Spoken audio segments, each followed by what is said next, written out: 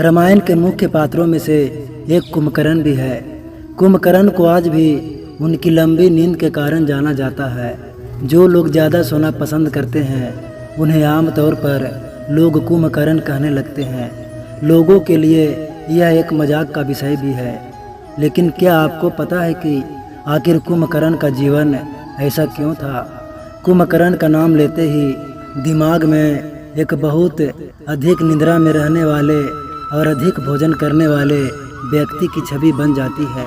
लोगों के लिए हास्यप्रद बनने वाला रामायण का यह पात्र अपने नाम के कारण नहीं बल्कि अपने कर्मों और कठोर तपस्या से मिले वरदान के कारण प्रसिद्ध हुआ है। रामायण के अनुसार कुंभकर्ण रावण का छोटा और विभीषण और शूर्पणखा का बड़ा भाई था। वह ऋषि विसर्वा और राक्षसी कैकसी का पुत्र था। कुंभकर्ण का नाम का अर्थ अधिक सोने वाला बिल्कुल भी नहीं है। असल में इसका अर्थ है कुंभ यानी घड़ा और कर्ण का अर्थ है कान।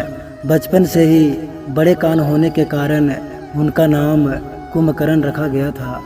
पौराणिक कथाओं के अनुसार कुंभकर्ण बचपन से ही बहुत बलवान था और अपने बड़े भाई की तरह तपस्वी भी था। साथ ही वह इतना भोजन करता था कि पूरे नगर का भोजन भी उसके लिए कम पड़ जाता था। पौराणिक कथा के अनुसार कुंभकर्ण के पिता ऋषि विसर्वा ने अपने तीनों बेटों रावण, कुंभकर्ण और विभीषण को तपस्या करने के लिए कहा था। उनकी तपस्या से प्रसन्न होकर ब्रह्मा जी ने उन्हें दर्शन दिए। उसी वक्त देवताओं ने माता सरस्वती जी के पास गए और उनसे प्रार्थना किया कि जब कुंभकर्ण ब्रह्मा जी से वरदान मांगे तो आप उसकी जीभ पर विराजमान हो जाए। माँ सरस्वती ने सबकी प्रार्थना को स्वीकार किया और कुंभकर्ण की जीभ पर विराजमान हो गई, जिसके कारण कुंभकर्ण जैसे ही वर मांगने लगा तो इंद्रासन की जगह निद्रासन निकला और ब्रह्मा जी ने उसकी इच्छा पूरी कर दी। जब कुंभकर्ण को इस बात का पश्चाताप हुआ तो उसने ब्रह्मा जी से निवेदन करने लगा तो ब्रह्मा जी ने अवधि को घटाकर 6 महीने तक कर दिया, जिसके बाद वह 6 महीने के लिए सो जाता और सिर्फ एक दिन जागता, उसके बाद वापस सो जाता था।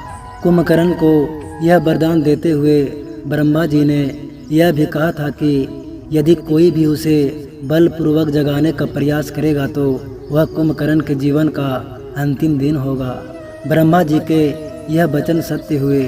जब रावण युद्ध में प्रभु श्री राम से हारने लगा तब रावण ने कुंभकर्ण को बलपूर्वक जगाया और सहायता मांगी, जिसके बाद उसी दिन युद्ध में कुंभकर्ण की मृत्यु हो गई।